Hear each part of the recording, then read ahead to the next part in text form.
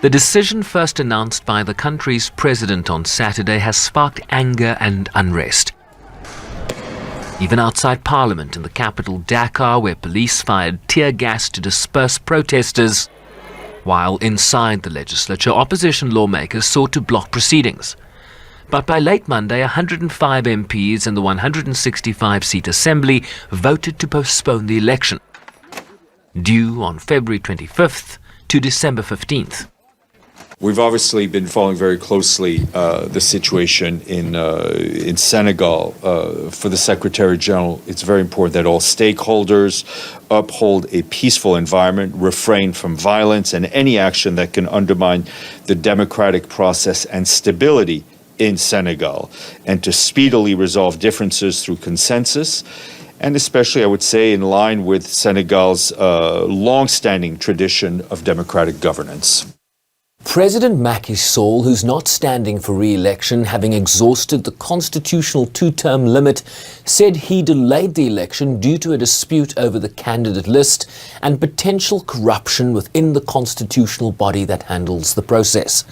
The postponement faced immediate backlash from some opposition parties who've submitted legal challenges to the delay. Top opposition challenger Karim Wade, the son of former President Abdoulaye Wade, has, for example, been barred by the courts from running because of his dual nationality, his mother being French. Authorities have also limited internet access, citing hate speech and threats to public order. In a statement, African Union Commission Chair Moussa Faki Mahamat expressed concern about the political situation in the country and urged competent national authorities along with political and social forces to resolve the dispute through consultation and dialogue. Regional bloc ECOWAS took note of the decision and urged Senegalese politicians to prioritize dialogue and collaboration for transparent, inclusive and credible elections. The U.S. State Department also weighed in. We are deeply concerned about the situation in Senegal and are closely monitoring developments.